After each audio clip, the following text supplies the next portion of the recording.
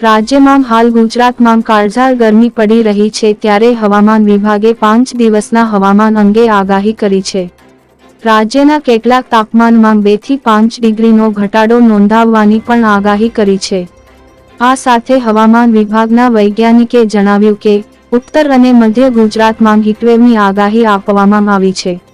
આજે બનાસકાંઠા, સાબરકાંઠા, ગાંધીનગર, અમદાવાદ અને આણંદમાં હીટવેવની આગાહી કરવામાં આવી છે. તેમજ ગુજરાતના હવામાનમાં આવતીકાલથી 2 થી 3 ડિગ્રી તાપમાન ઘટવાની શક્યતા છે. દરિયાકાંઠા વિસ્તારમાં ભેજવાળા અને ગરમ પવન ફૂંકાશે તેમ પણ જણાવ્યું છે. તો બીજી તરફ હવામાન નિષ્ણાત અંબાલાલ પટેલે જણાવ્યું છે કે ધીમે ધીમે ગરમીમાંથી રાહત મળશે. આજથી 28 મેના આંધી વંટોળનું પ્રમાણ વધુ રહેશે.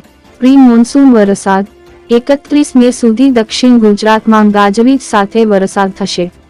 ગુજરાતના આહવા, ડાંગ, સુરત, સૌરાષ્ટ્રના ભાગોમાં 31 મે સુધી વરસાદ થવાની શક્યતા રહેશે તેમજ રોહિણી નક્ષત્રમાં વરસાદ થશે. ઉત્તર ગુજરાત, મધ્ય ગુજરાતના ભાગોમાં અને કચ્છના ભાગોમાં રોહિણી નક્ષત્રમાં વરસાદ થવાની શક્યતા રહેશે.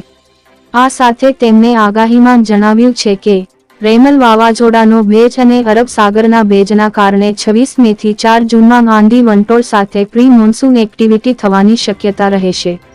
8 જૂનથી અરબી સમુદ્ર અને બંગાળના ઉપસાગરમાં ડીપ ડિપ્રેશન બનવાની શક્યતા રહેશે.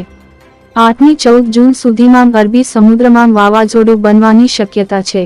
દક્ષિણ ગુજરાત અને સૌરાષ્ટ્રના ભાગોમાં 7 થી 14 જૂનમાં ચોમાસાનો વરસાદ થવાની શક્યતા રહેશે. ચાલુ વર્ષે ચોમાસું સારું રહેવાના સંકેતો મળી રહ્યા છે. આ સાથે જ ગુજરાતમાં પણ ચોમાસું સમય કરતાં વહેલું બેસી જવાનું અનુમાન